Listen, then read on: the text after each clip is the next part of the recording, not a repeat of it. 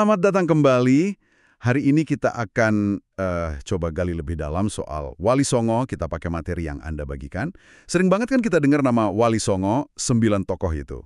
Iya, 9 wali penyebar Islam di Jawa. Di sumber Anda ini disebut ada Sunan Gresik, Ampel, Bonang, Giri, Kudus, Gunung Jati, Kalijaga, Muria, sama Sunan Derajat. Nah, mari kita lihat beberapa tokoh kunci dan cara mereka menyebarkan Islam. Kita mulai dari yang pertama disebut nih, Sunan Gresik atau Syekh Maulana Malik Ibrahim. Disebutnya beliau dari Turki, ahli tata negara dan irigasi juga. Datang ke Jawa sekitar 1404 meter. Iya, tapi yang menarik, Islam itu sebenarnya udah ada loh sebelum beliau. Oh gitu? Ada bukti makam Fatimah binti Maimun, itu tahun 1082 M. Correct. Jadi, bukan berarti beliau yang pertama bawa Islam ke Jawa. Oke. Tapi pendekatan Sunan Gresik ini unik ya. Katanya pas zaman Majapahit lagi krisis ekonomi. Nah itu dia, beliau justru mendekati rakyat bawah. Caranya yaitu lewat perdagangan. Buka warung, jual barang murah. Wah, sangat membumi ya. Betul. Dan ditambah lagi, kepribadian beliau yang lembut, santun, itu yang bikin orang tertarik. Beliau ini kan juga ayahnya Sunan Ampel. Iya. Jadi pendekatannya sosial dulu ya, baru agama? Persis. Beliau bangun hubungan dulu lewat kebutuhan sehari-hari, lewat kebaikan. Paham banget sama kondisi masyarakat waktu itu. Istilahnya masuk lewat perut dan hati dulu lah. Bener banget. Nah, dari Sunan Gresik, kita lanjut ke putranya, Sunan Ampel. Raden Rahmat namanya. Sering disebut bapak para wali ya Sunan Ampel ini. Iya, perannya krusial banget. Beliau mendirikan pesantren penting di Ampel Denta, Surabaya. Ini jadi pusat pendidikan Islam yang, melahirkan tokoh-tokoh besar. Betul, kayak Sunan Giri, terus Raden Fatah juga, yang jadi Sultan Demak pertama itu. Nah, itu dia. Juga Sunan Bonang dan Sunan Derajat kan muridnya juga. Pengaruhnya bahkan sampai ke lingkaran Istana Majapahit loh.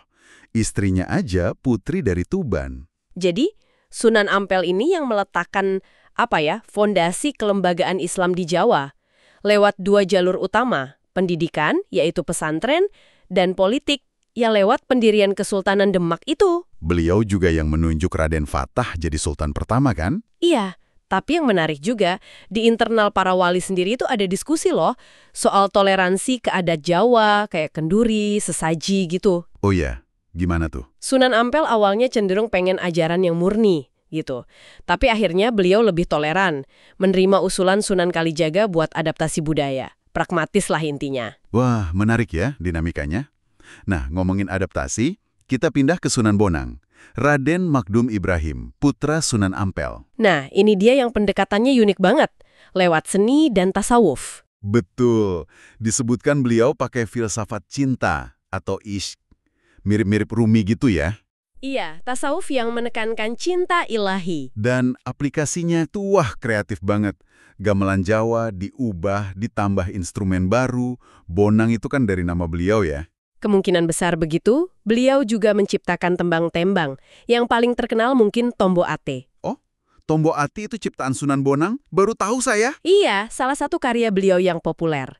Beliau juga pakai wayang. Wayang juga? Gimana caranya? Beliau jadi dalang, tapi lakonnya, misalnya Perang Pandawa-Kurawa, itu ditafsirkan ulang pakai simbolisme Islam. Kayak konsep nafi dan isbat dalam tauhid gitu. Wah, cerdas banget. Jadi budaya yang ada nggak dibuang ya? Tapi diisi makna baru. Bener banget, itu kuncinya. Transformasi bukan penghapusan. Mereka membajak media yang udah populer, kayak gamelan dan wayang tadi, terus diisi nilai-nilai Islam. Jadi lebih gampang diterima masyarakat. Prinsip adaptasi cerdas ya namanya. Iya, itu ciri khas Wali Songo. Mereka nggak musuhin budaya, malah merangkul dan mengarahkan. Oke. Nah, selain 3 tokoh utama tadi, sumber Anda juga nyingkung wali-wali lain ya? Ada polanya juga ya? Iya, ada beberapa kelompok pendekatan lah kasarnya. Kayak Sunan Kalijaga dan putranya Sunan Muria. Itu fokusnya lebih ke seni budaya kerakyatan ya? Betul. Sunan Kalijaga yang latar belakangnya bangsawan, tapi pernah jadi berandal, itu identik banget sama wayang kulit. Terus Sunan Muria? Ngikutin jejak ayahnya, tapi sasarannya lebih ke rakyat jelata, nelayan, pedagang gitu. Sama, pakai gamelan, wayang, terus nyiptain tembang sinom dan kinanti. Dikenal juga sama dawah tapang leli. Tapah, ngelih. Apa tuh? Itu artinya menyatu, menghanyutkan diri bersama aliran masyarakat. Jadi dakwahnya ya sambil hidup bareng mereka aja. Wah, dalam juga ya. Nah, ada juga yang pendekatannya beda lagi kan? Kayak Sunan Kudus. Iya, Sunan Kudus ini strateginya lebih ke sinkretisme dan politik halus. Sangat toleran sama Hindu-Buddha. Contohnya? Misal beliau melarang menyembelih sapi kan untuk menghormati umat Hindu. Terus arsitektur menara masjidnya itu unik, ada unsur Hindunya. Padasan wudhunya juga katanya mirip ajaran Buddha, Astasunghiga Marga. Pendekatan persuasif tingkat tinggi itu. Bener. Terus ada Sunan Gunung Jati. Ini satu-satunya wali yang jadi raja juga ya, Sultan Cirebon. Betul, cucu Raja Pajajaran. Beliau pakai pengaruh politiknya buat nyebarin Islam di Jawa Barat, bangun infrastruktur juga. Lengkap banget ya spektrumnya. Dari seni, budaya, politik, sampai sosial. Oh ya, Sunan Giri juga disebut. Sunan Giri ini mendirikan Giri Kedaton, semacam pusat pemerintahan dan agama. Terus nyiptain lagu anak-anak Islami. Kayak Jumuran, Cublak Suweng itu? Nah, iya itu. Terakhir ada Sunan Derajat, putra Sunan Ampel juga. Beliau ini yang terkenal sama ajaran sosialnya ya? Banget. Ajarannya itu fokus ke kepedulian sosial. Kasih makan yang lapar, pakaian buat yang telanjang, tongkat buat yang buta, payung buat yang kehujanan, dan seterusnya. Paring tekan marang kang kalunyon lan wuto, paring pangan marang kang kaliren. Iya, itu ajaran beliau. Pakai gamelan juga buat ngumpulin massa, tapi pesannya sangat humanis.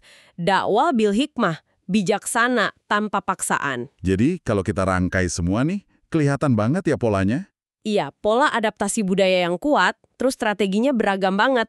Ekonomi, sosial, pendidikan, politik, seni, semua dipakai. Dan bisa nyentuh semua lapisan masyarakat. Nggak kaku sama satu cara aja. Betul. Mereka itu, cerdas secara kontekstual. Bisa baca situasi dan pilih cara yang paling pas. Itu kunci suksesnya. Jadi intinya buat Anda nih, Wali Songo itu bukan kelompok homogen ya? Jelas bukan. 9 individu hebat, latar belakangnya beda, caranya unik, tapi tujuannya sama, menyebarkan Islam. Dan keberhasilan mereka itu karena bisa memadukan agama sama kearifan lokal, politik, dan kepedulian sosial. Iya, dan warisannya masih terasa banget sampai sekarang. Lanskap agama, budaya, politik di Jawa itu banyak dibentuk oleh mereka. Esensinya yaitu tadi, pendekatan yang adaptif dan luas. Oke, nah sebagai penutup nih, ada satu pemikiran buat Anda renungkan. Kalau kita lihat gimana Wali Songo itu pinter banget adaptasi budaya lokal buat menyampaikan pesan mereka, kira-kira nih prinsip menjemput bola, ketemu orang di mana mereka berada, itu bisa nggak ya kita terapkan sekarang? Pas kita mau berbagi ide atau pengetahuan penting di lingkungan Anda sendiri. Coba direnungkan.